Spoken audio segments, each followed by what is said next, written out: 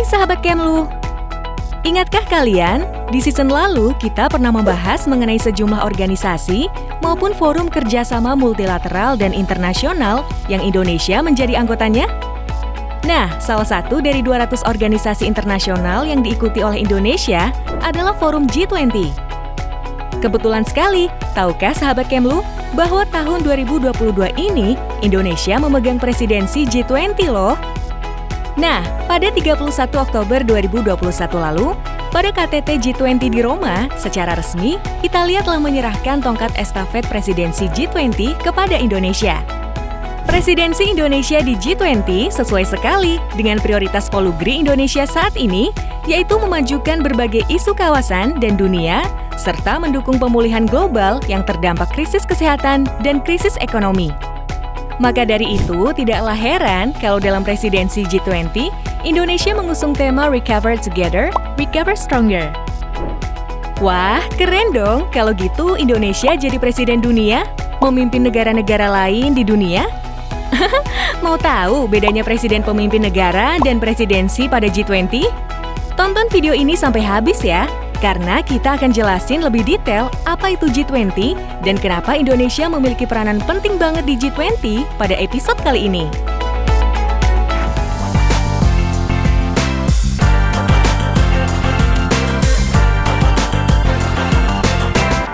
Tahukah kalian apa itu G20? G20 adalah forum internasional yang fokus pada koordinasi kebijakan dan kerjasama ekonomi dan pembangunan. Tujuannya yaitu untuk menjaga stabilitas keuangan global dan memperkuat arsitektur finansial internasional. Kalian tahu nggak kalau 20 ekonomi besar dunia ini merepresentasikan kekuatan ekonomi dan politik dunia yang mewakili 80% dari PDB dunia, 75% ekspor global, dan 2/3 populasi dunia loh. Tunggu dulu Kak, siapa saja sih anggota G20 itu? Anggota G20 terdiri atas 19 negara, Argentina, Australia, Brasil, Kanada, Tiongkok, Perancis, Jerman, India, Indonesia, Italia, Jepang, Meksiko, Rusia, Arab Saudi, Afrika Selatan, Korea Selatan, Turki, Inggris, Amerika Serikat, dan satu organisasi kawasan, Uni Eropa. Yuk kita lihat sedikit mengenai sejarah terbentuknya G20. Pada tahun 1997 sampai 1998, dunia dilanda krisis finansial yang cukup hebat. Hampir semua negara di berbagai kawasan di dunia terkena dampaknya. Pada saat itu, negara-negara anggota G7 yaitu Amerika Serikat, Kanada, Perancis, Jerman, Italia, Jepang, dan Inggris merasa membutuhkan teman negara lain di berbagai kawasan yang mengalami hal serupa untuk berdiskusi mengenai bagaimana sih menghadapi krisis ini bersama. Kemudian terkumpullah 18 negara dalam satu forum, dan Indonesia menjadi negara pelengkap yang menjadi anggotanya. Sehingga terbentuklah G20 pada 26 September 1999. Pada awal pembentukannya, forum G20 ini hanya diikuti oleh Menteri Keuangan dan Gubernur Bank Sentral negara anggota. Kemudian pada tahun 2008, dunia kembali lagi menghadapi krisis finansial. Namun pada saat itu, anggota G20 merasa bahwa koordinasi dan keputusan di tingkat menteri tidak cukup untuk mengatasi krisis yang dialami. Pertemuan-pertemuan yang dilakukan dalam G20 itu ada banyak sekali. Seiring dengan perkembangan waktu juga, pertemuan-pertemuan ini menjadi semakin berkembang dan semakin kompleks, tidak hanya membahas isu ekonomi dan keuangan global saja. Kini dalam G20 dibahas juga mengenai infrastruktur, pertanian, anti korupsi, pembangunan, ekonomi digital, pendidikan, ketenaga kerjaan, energi, lingkungan, perubahan iklim, kesehatan, pariwisata, perdagangan, investasi, kesetaraan gender, dan kemitraan dengan Afrika. Dan tentunya, saat ini dibahas pula upaya penanganan krisis dan pemulihan setelah pandemi. Jadi, sahabat Kemlu, G20 ini adalah forum yang lahir dari krisis dan berhasil 2 kali melewati krisis. Seperti yang sahabat ketahui, kini dunia sedang berjuang untuk melawan pandemi dan juga dampak ekonomi multidimensional yang ditimbulkan dari pandemi ini. G20 ini bisa menjadi salah satu upaya bagi kita untuk membahas dan memperbaiki ekonomi global supaya pulih kembali. Nah, dalam G20 ini ada yang namanya presidensi. Setiap tahunnya ada negara yang bertanggung jawab menjadi presidensi G20. Apa sih yang dimaksud presidensi itu? Sebagaimana ketua OSIS yang setelah dipilih oleh murid lainnya, kemudian membuat banyak program dan agenda kesiswaan. Negara yang mendapat giliran menjadi pemimpin dalam forum G20 akan menjadi tuan rumah penyelenggaraan kegiatan G20. Selain itu, Presiden juga berhak untuk menentukan tema, agenda, dan aktivitas dalam G20 selama setahun kepemimpinannya. Suatu posisi yang penting sekali, bukan? Sahabat Kemlu, sudah tahu kan siapa yang mendapatkan posisi membanggakan sebagai presidensi G20 sekaligus menjadi tuan rumah G20 di tahun 2022? Ya, betul sekali, Indonesia.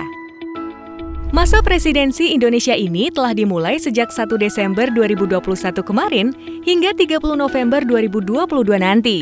Jadi sebenarnya peranan Indonesia dalam G20 itu sudah dimulai sejak 1 Desember 2020 sebagai anggota Troika G20. Aduh Kak, apalagi tuh Troika? Troika ini adalah 3 negara yang bersinergi dalam presidensi ini.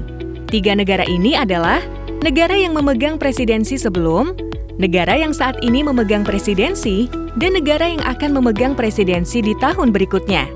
Jadi di tahun 2020, Indonesia telah mulai bersinergi bersama Italia sebagai presidensi G20 2021 dan Arab Saudi sebagai presidensi G20 2020. Posisi dan tanggung jawab Indonesia ini bukan hal yang main-main loh.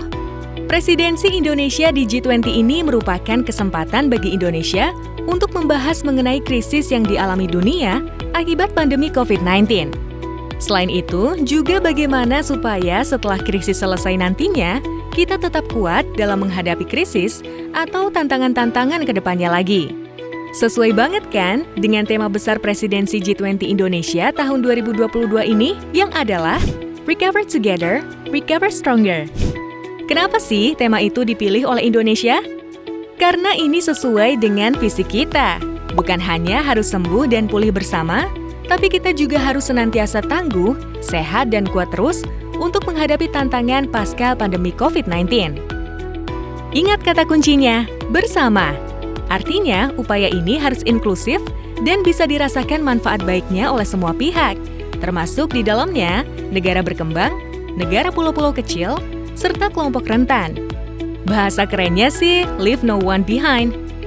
Duh, pokoknya jangan sampai deh dalam menghadapi krisis global ini, kita jadi terpisah sampai harus bilang, hati-hati di jalan.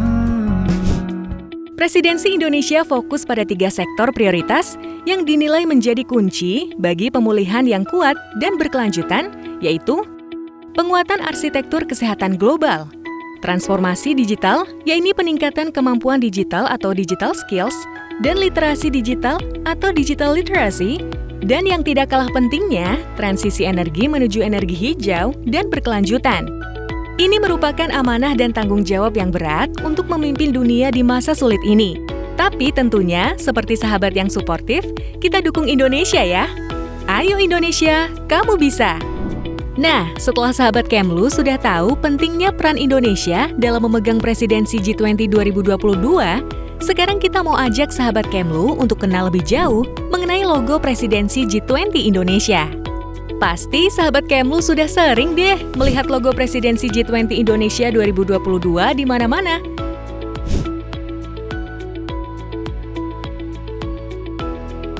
Apakah sahabat Kemlu tahu bahwa logo yang sering kita lihat itu merupakan hasil karya anak bangsa yang kreatif dan inovatif dengan tetap memasukkan elemen budaya dan identitas kebangsaan yang kental loh. Motif gunungan yang kental dengan budaya pewayangan menggambarkan kehidupan di alam semesta, khususnya perpindahan menuju babak baru. Ini mencerminkan optimisme dan semangat untuk pulih dari pandemi, serta memasuki babak baru pembangunan hijau dan inklusif atau recover. Sementara motif batik kawung menggambarkan keadilan dan kemakmuran, serta menunjukkan semangat untuk menjadi berguna bagi sesama atau stronger and together. Nah, di bagian bawah, sebagaimana pewayangan digerakkan oleh dalang, Pada bagian gagang, terdapat logo G20 Indonesia 2022 yang menunjukkan peran aktif Indonesia dalam proses pemulihan global. Apabila diperhatikan lebih seksama, di bagian latar juga bisa sahabat Kemlu lihat Gunung Agung, Gunung Abang, dan Danau Batur. 3 situs alam kebanggaan Indonesia yang melambangkan Indonesia yang subur, penuh peluang, dan juga harapan. Sementara warna siluet merah bercampur biru menggambarkan optimisme yang baru layaknya matahari terbit. Wah, seru banget ya sahabat Kemlu. Ternyata dari logo yang terlihat simpel dan indah, memiliki banyak makna di baliknya. Jadi semakin semangat untuk tahu lebih lanjut tentang manfaat peran Indonesia sebagai presidensi G20 2022 nih. Mungkin teman-teman bertanya, memang kenapa kalau kita memegang presidensi di G20? Memang apa manfaatnya untuk Indonesia? Sedikit flashback, kalian ingat kan? Di episode-episode sebelumnya, kita pernah bahas mengenai peran Indonesia di dunia internasional itu merupakan salah satu perwujudan dari amanah Undang-Undang Dasar 1945, yaitu untuk ikut melaksanakan ketertiban dunia berdasarkan kemerdekaan, perdamaian abadi, dan keadilan sosial.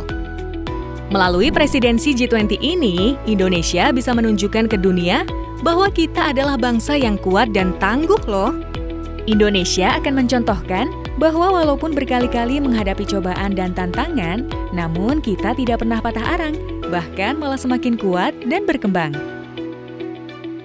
Dengan posisi kita, Indonesia akan memastikan G20 berkontribusi menjawab tantangan pandemi COVID-19 melalui penggiatan vaksinasi, dorongan produksi vaksin bersama ataupun transfer teknologi, menggiatkan kerjasama riset dan pengembangan vaksin, serta meningkatkan kesiapan menghadapi krisis kesehatan masa depan. Presidensi G20 menjadi momentum untuk tunjukkan bahwa Indonesia is open for business, melalui berbagai showcase atau event yang menampilkan kemajuan pembangunan Indonesia dan potensi investasi di Indonesia. Berbagai rangkaian kegiatan presidensi Indonesia yang akan tersebar di lebih dari 20 kota di Indonesia sepanjang tahun, hingga puncaknya pada KTT Bali yang dijadwalkan berlangsung pada tanggal 15 hingga 16 November 2022. Terbayangkan bahwa Indonesia akan mendatangkan ribuan bahkan puluhan ribu delegasi internasional selama tahun 2022. Seperti halnya turisme, kedatangan delegasi-delegasi ini akan secara langsung berkontribusi terhadap peningkatan ekonomi dan penerimaan devisa bagi Indonesia. Hal ini tentunya hanya salah satu dari banyak manfaat strategis dari presidensi G20. G20 juga menjadi kesempatan bagi Indonesia untuk menggalang solidaritas global guna mengatasi krisis ekonomi. Indonesia juga akan berupaya agar G20 akan berkontribusi dalam menciptakan sistem kerjasama internasional yang lebih kuat untuk pembangunan berkelanjutan. Ini adalah momentum bagi Indonesia untuk memperoleh kredibilitas atau kepercayaan dunia dalam memimpin pemulihan global. Dalam diplomasi dan politik luar negeri, kredibilitas adalah modal yang sangat berharga loh. Itu tadi teman-teman, episode mengenai presidensi Indonesia di G20. Semoga bermanfaat ya. Jangan pernah patah semangat dan putus asa di masa yang sulit ini ya teman-teman. Kita harus yakin kalau kita bisa sama-sama sembuh dan lebih kuat lagi. Recover together, recover stronger, persis seperti tema presidensi Indonesia di G20. Kasih ide, saran, dan komentar apa yang kamu ingin lihat dan bahas di web series berikutnya. Jangan lupa tetap follow media sosial yang dimiliki oleh Kemlu RI untuk mengetahui perkembangan serta prioritas diplomasi Indonesia ya. Salam ini diplomasi.